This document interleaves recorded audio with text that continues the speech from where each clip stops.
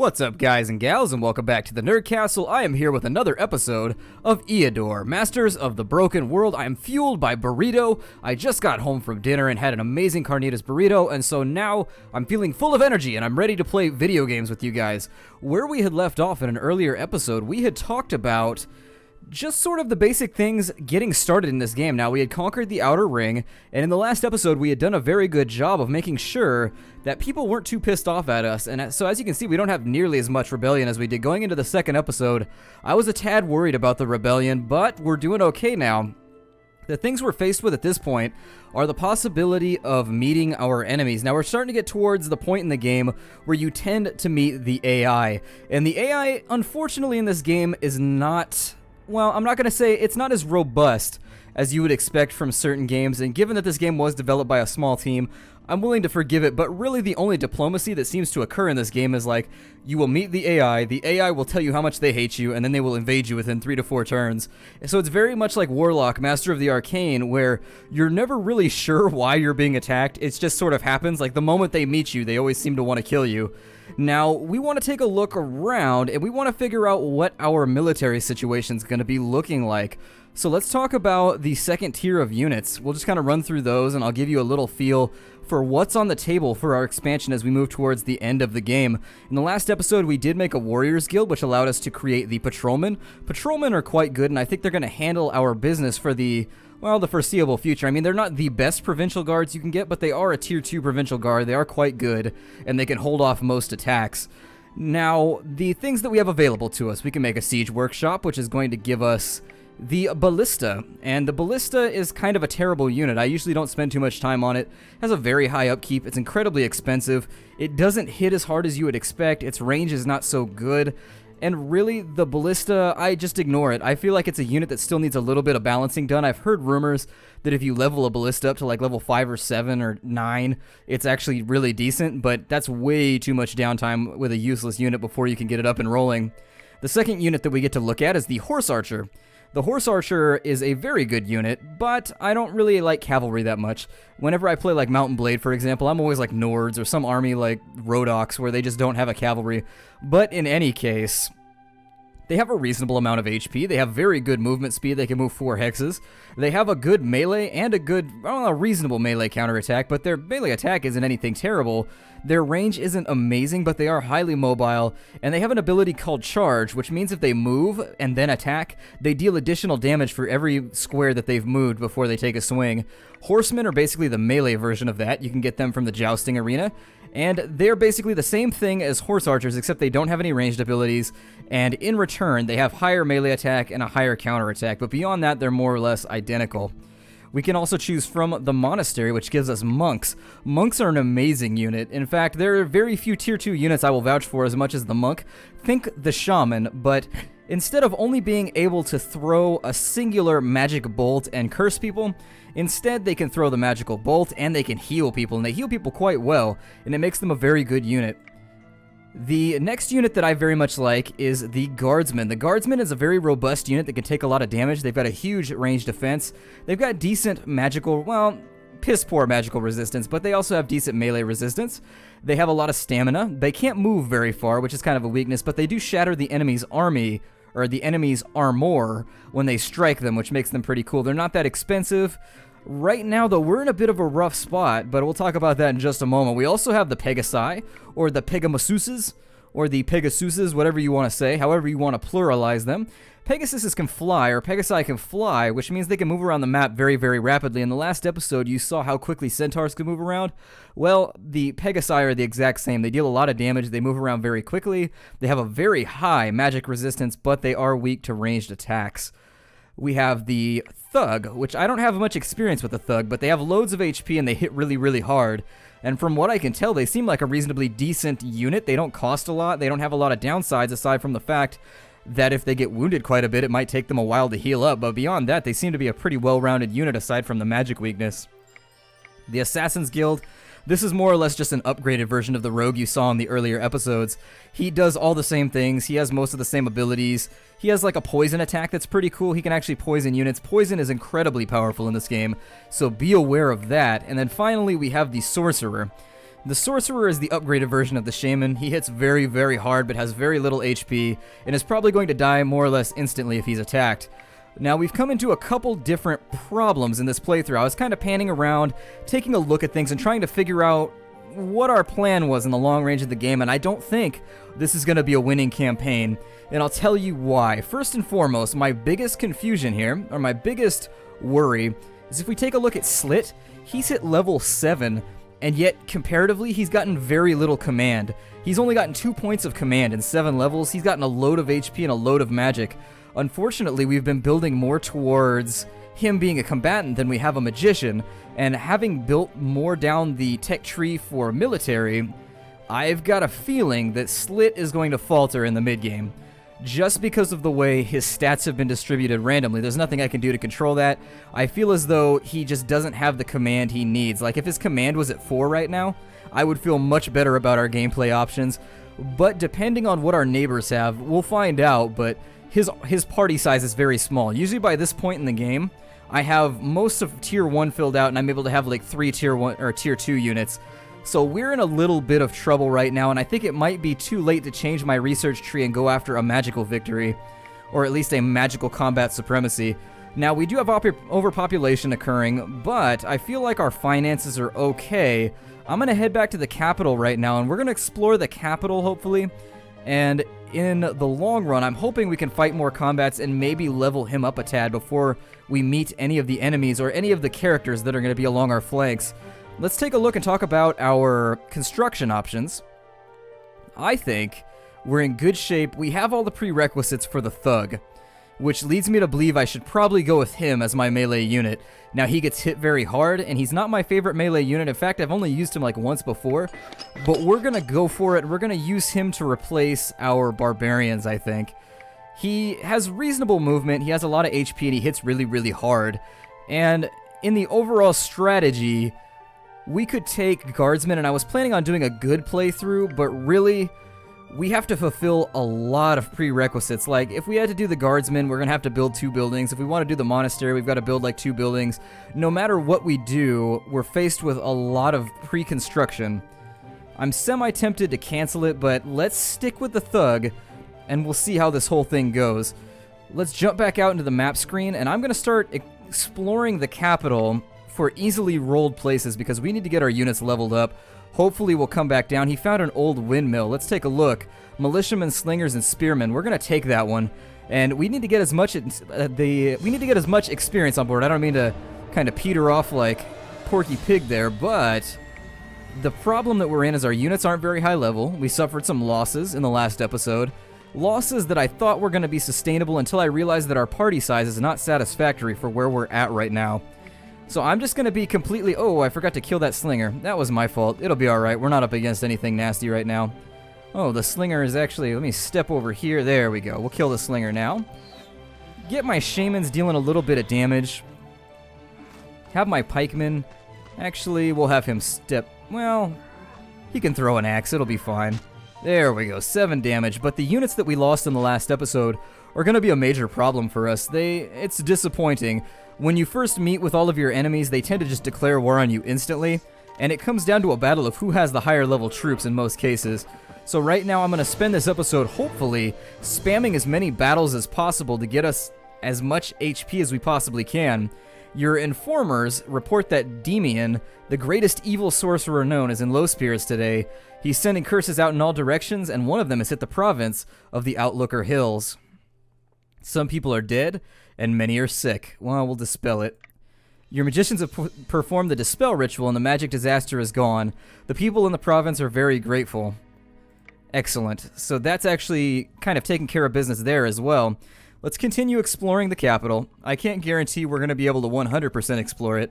If you completely explore a province, what you end up with... Ooh, we got a ruined tower with gargoyles. I don't really know if gargoyles are going to be something threatening. I've never fought gargoyles before, so I'm going to back off on that fight for now. It's telling me that the enemy's doomed, but I've had multiple occasions where it's like, oh yeah, the enemy's doomed, don't worry about it. And then it's like a battle against just like Super Saiyan ass-kickage, and you just end up in a horrible, horrible state of affairs. I'm going to go ahead and... Oh, he's a tier 2, that's right. We got to move things around. There we go. So we'll have our one thug. He's got -2 to his morale, which kind of sucks, but it'll be okay. Hopefully, anyways. I mean, if we can guarantee that anything will be okay at this point. We're going to pass another turn, and they found an abandoned farm with brigands, thieves, and bowmen. We're going to take that one as well.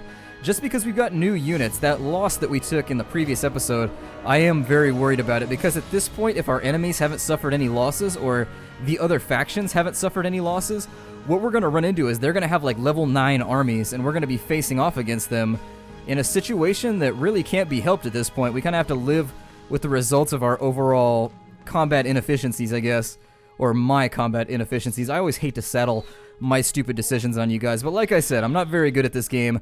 I tend to have like a 50-50 win-loss streak, so sometimes I don't even know why I lose. I just kind of do. You know, it's one of those side effects of liking strategy games but never really caring enough to give them enough attention, if you know what I mean. Like, just being like, I just enjoy the game for what it is, whether I'm winning or losing. We'll fire some arrows at him. I would love to get Slit some more XP, to be honest. And there's another grouping of kills. Our pikeman has reached level 1. We're going to increase his stamina, I guess. Our shaman is also leveled, so we're going to give her a little bit of extra HP. Our other shaman leveled, and we're going to give her a ranged attack +1. The thug leveled as well, so we've actually got a good little choice here. I'm going to give him defense, because he's already got a load of HP. In between turns, I'm going to use some of the extra crystals to do Chalice of Life, and we're going to keep on exploring, because we're having good luck getting combats here. And I think if I can get people leveled up just a little bit more, we'll be okay. Here we've got ballistas, catapults, and stone golems. Now this one is deceitful because both ballista and catapults are not terrifying, but stone golems are pretty much gods in this game. They're post tier 4. You end up going up against, or I'm sorry, yeah, post tier 4. If you end up fighting against stone golems, you're probably going to get rolled. The deputy of the province of Byplace informs you that the caretaker of a local graveyard has seen animated dead who rise from the graves at night and head somewhere outside the cemetery. The caretaker believes that they are the pranks of a young magician who settled recently on the outskirts of the city, not far from the graveyard. However, the caretaker is too afraid to make sure that he's right by tracking the dead. The people of the province are very afraid of what is happening. We can tell them to cope with it. We can hire a team of adventurers. We can execute the magician, or we can do a pacify the soul. We're going to do pacify the soul. Having pacified souls with the ritual, the gravetaker informs you that the undead are nonetheless coming to life and wandering at night. Well, I suppose we don't have the money for this right now. The deputy hires a team of adventurers that easily track the animated dead and find that they are traveling to the nearest inn. There they are met by somebody wearing a black cloak and a huge hood that completely hides his face. This someone orders the zombies to remove all of their jewels, weapons, and remaining clothes and put them in a cart and return to the graveyard. Let's take the loot from the thief and execute him. The soldiers have waylaid the grave robber.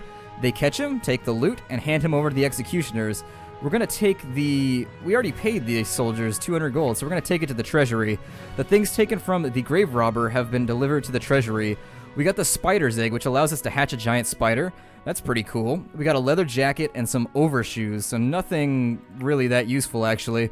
Probably not worth the investment of gold, but what we can do is jump into the inventory screen here and start vendoring some of this stuff, just to make sure that we're getting at least a little bit of gold out of all that. We've got 2 of those shields. We had 2 of those pairs of boots.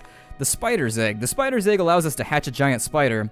And while the giant spiders are not an incredible unit, they do poison enemies, which can cause a giant heap of trouble for anybody that decides to stand in your way. With our construction queue right now, we're not making enough money to where I feel like I'm moving forward at a reasonable pace. We might consider trying to get some sorcerers done. Let's see if we can get a sorcerer's workshop mashed out. So here it is right here, as far as I can tell. Yeah, sorcerer's workshop. So we'll construct one of those, and we'll see if we can get some sorcerers on board. Maybe get into tier 2 of the spell schools, possibly. I don't really know. Tier 2 has the Mages Guild right here, which has some pretty amazing spells, all things considered, but I just don't know with the way things are going if we're going to have time. So we're continuing to explore. Hopefully we'll get in another fight here. And we find ancient ruins. It's 2 enemies, 2 ogres. Well, I'm going to take the chance. It says we could win without casualties, but I don't know. I don't believe I've ever fought ogres in the past. Ogres are one of those enemies that, oh, the 40 HP. Well, I don't know what their movement is, but I'm pretty sure I can pelt them down before they get here. Let's take a look at their abilities. They have necrophage, which means they can consume corpses. They have crushing blow, which seems as though, oh, it does a lot more damage at the cost of some, oh, and they have heals knowledge. Alright, so they may be able to close with me a little bit quicker than I expected, but we'll probably be okay. We'll get the Thug front and center, and I keep calling him a Thug, but I think he's called... No, he's called a Thug. That's what it is. And so now we've got everybody in... Oh, they can move 2 squares at a time. That's funsies. That is funsies. Well, next turn, he's going to be front and center with us. Let's see if we can get our wizards here as close as possible, or our shamans, and move our pikemen down and around. I don't know if we'll get the second one in time, but we should be able to kill at least one before they get here. Oh, they decided to reroute. That's funsies. So let's go ahead and put some damage on him. We're going to step everybody back. We'll kill that one off, maybe. Okay, so he had a weapon failure just in time. Let's move him back, because he can move 2, apparently, which I wasn't aware that ogres were that mobile. They struck me as kind of the rotund, slow but steady combatant. And there's 7 more damage.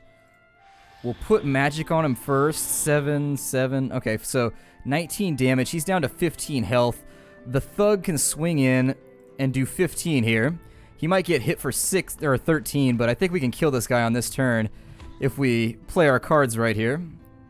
So there it is, and then my pikeman's going to come down and finish him off. He actually didn't hit us that hard.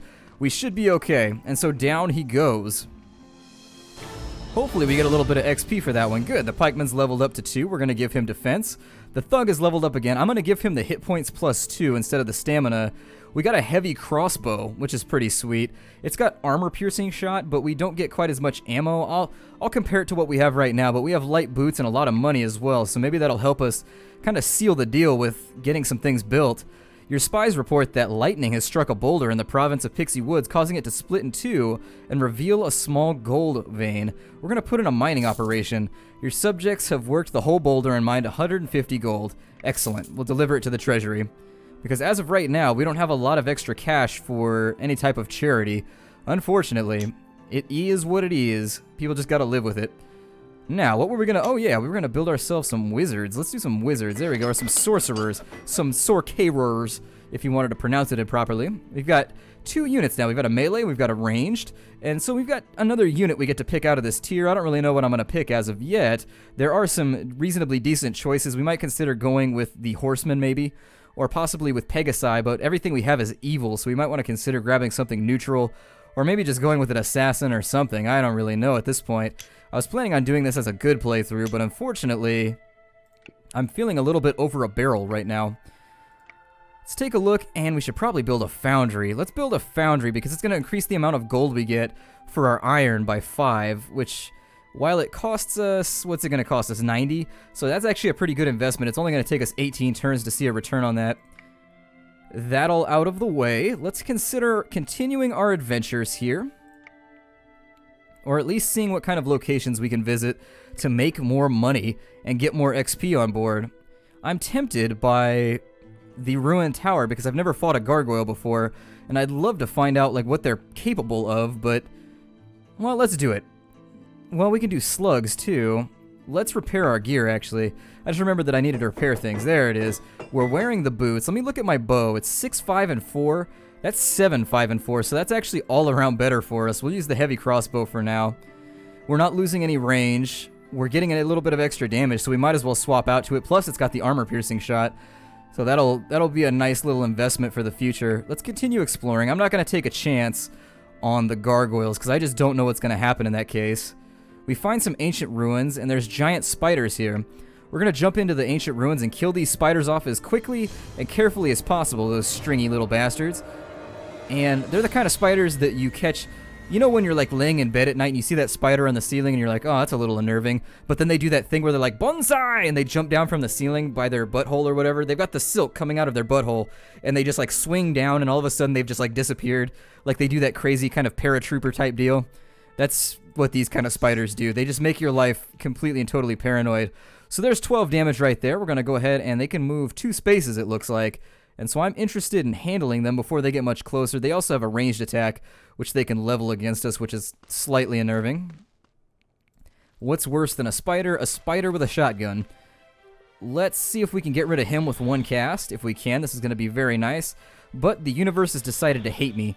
Just to hate me with all the hate that it can muster. Just a hateocracy of hate. And so down goes another bow right there. Another bow shot right there. Take it a little bit slow. We are going to have to enter combat here. He's webbing people, which is a little disappointing. Let's kill the first spider right there, and we'll consider what kind of magical attack we can put on these guys. There's 4 damage, 9. I think, well, he can only do 4 to 6. Never mind. Let's have our tier 2 unit come in and get himself a little bit of XP by clubbing this bugger in the head. And down he goes. Spider's like, I'm not a bug. I'm an arachnid. Get it right. There's scientific classifications for these sorts of things. Don't be an ignoramus. So there goes another arrow, and he actually one-shotted the spider right there, so I'll take it. I will take it. And it looks like he's leveled up again. Just bad luck. Just all kinds of bad luck in the world. We got another magic +1, which is disappointing. Very disappointing. I'm actually going to consider hitting the spell tree as hard as I can right now. Let's give him... We can do pathfinding, diplomacy, or armor piercing. We're going to go with armor piercing one more time. Our pikeman is leveled up, so we're going to give him defense +1. Our shaman leveled up again, so we're going to give her resistance +1. And our thug is leveled, and he can get HP or attack, so we're going to give him attack +1. We've also gotten the wizard's sash, which has recuperation on it. I don't know exactly what that means, but it's part of a set. We also got a nice little grip of cash there. Let's see what we can do. We'll construct that, and let's see if we can work our way down the magic tree, considering we just have oodles of space for magic at this point. I'm going to go ahead and give myself some web spells. Web is a very nice spell if you wanted to keep people the hell away from you. It stops them up for a turn. It's very similar to the web you would use in D&D, although I believe the web in D&D is an AoE. This one is just for a singular unit, but if we end up going up against like a enemy unit that only has, for example, like the 2 ogres, we could actually waylay them a little bit longer in between fights by using that. We can't use Chalice of Life right now. It's still on cooldown. We're going to continue exploring the home province. It's at 82%. Hopefully we can handle our business and get a bit more XP before we meet any of the neighbors. While exploring the province of Whitestone, the hero Slit encounters adventurers heading back from an unexplored land. Nothing else unusual has been spotted. Let's approach them. The hero Slit approaches them, and let's talk to them. I don't actually want to fight them right now. The adventurer leader addresses the hero. Would you like to hire us? I'm sorry, but we're not accepting any assignments. We're returning from a successful quest with a decent haul of loot. We're going to rest for a while, though. Come speak with us in a week or two after we've spent our money. And we can say, alright, so long, or we can say, according to the law, half the loot belongs to the Lord, or we can threaten them with death. I'm going to take half the loot. The leader stares for a long time at the hero, then at his party. At last he utters silently, alright, you can take it. We get heavy boots, and we also get some gold. So we'll take that. Now, the weavers in the province of Outlooker Hills have created a fabric with amazing magical properties. What should be done with the material? We can make a production for the material, which I would guess means that we're going to make money over the long term at the cost of money in the short term, or we can sell it for a quick boost of gold, or we can make clothes out of it, which I would assume gives you some gear. We're going to establish fabric production. The fabric with magical properties is rare and expensive, favored by magicians. Once the production of the magic fabric begins in earnest, gold income from the province of Outlooker Hills is increased by 4. Very nice. That's going to take a long time for us to see any tangible sort of, well, I almost said a tangible reach around, but that's not what I wanted to say. The deputy of the province of Oknar Douche has informed you that a huge swarm of locusts has turned up in their lands. If you don't take measures immediately, the insects will destroy your harvest. Well, we'll buy a flock of birds, and the bird catchers release a flock of trained birds, which eat the locusts. The damage costs us 59 gold. We just lost a lot of money in a time where we could actually use a bit more, so we're a little down on our luck right now. Let's consider for a moment, well, we don't have space for any more tier 2 units because we can't seem to get command when we level up, which is disappointing. It's hurting us. It's definitely hurting us, believe you me. We find an abandoned farm while exploring. It's got 6, a militiaman, a slinger, and a spearman. That's a pretty terrible array of enemies, so I don't think they're actually going to be able to put up any type of harm towards us. But at the same time, it's XP. XP is XP, and that's what we need right now. We've got pretty much a green force at the moment, and I would prefer that they be more red. Or at least, well, when you get in your HUD, like if you're playing a video game, typically they're depicted by colors, like how dangerous they are. I would prefer that my enemies be depicted in yellow, at the bare minimum. Or at least I be depicted to my enemies in the yellow. Let's see. Oh, we can't do anything right there. How disappointing. Well, we're just going to have everybody go out and see what kind of XP we can land for ourselves. We'll kill off one of these spearbees. And so down he goes with an arrow to the face. And we will move our shamans into place here. What we might consider doing is, since we can't seem to get command in any other fashion, we might consider hiring a new hero. Now, while that might seem counterproductive and very expensive, it would allow us to expand our armories a tad, just in case anything goes wrong in the greater scheme of things. We're going to have all of our units just spear this guy to death, just surround him, and just pull like a melee Robocop on him and just stab him to death like crazy. Moving our shamans into the line of fire here. They're going to get hit in the face with a rock for a lot of damage. At the same time, they're going to dish a little back, and it's going to give our Thug a chance to level up again. So down goes that foe.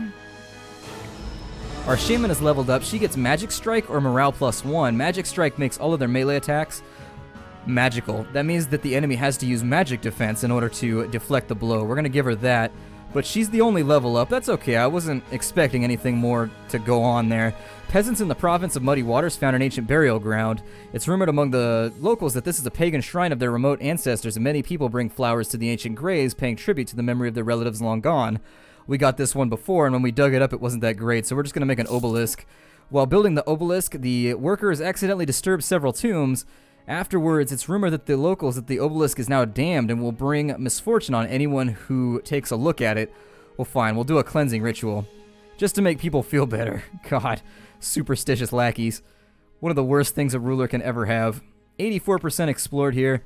We're going to keep on going. We've been racking in as much XP as we possibly can. The hero Slit returns from his trip and explores 3%. Not much there, but it's something. It's something.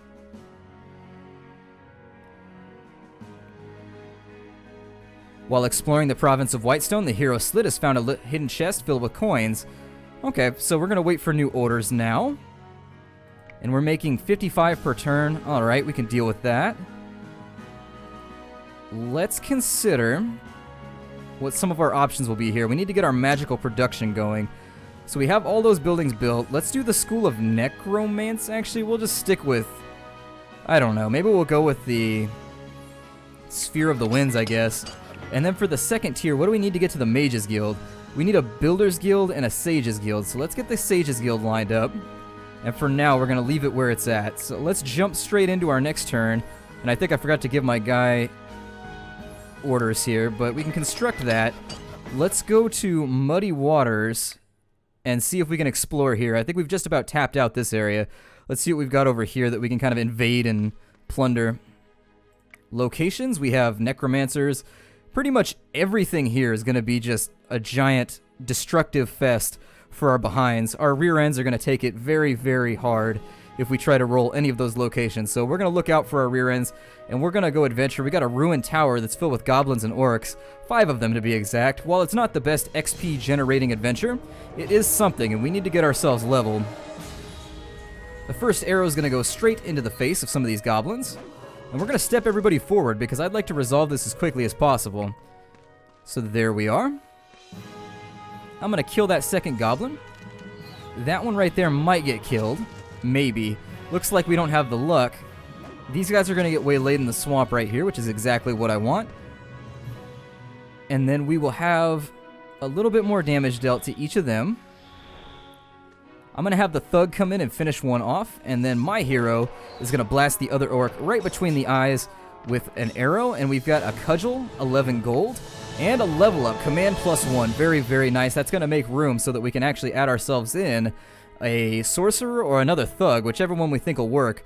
We can take Pathfinding, or we can take Scouting, or we can take Diplomacy. I'm going to take Pathfinding, I guess, and then we'll try and, all of our fights, we'll try and make them happen in forests. We didn't get much money off of that one, but it's okay.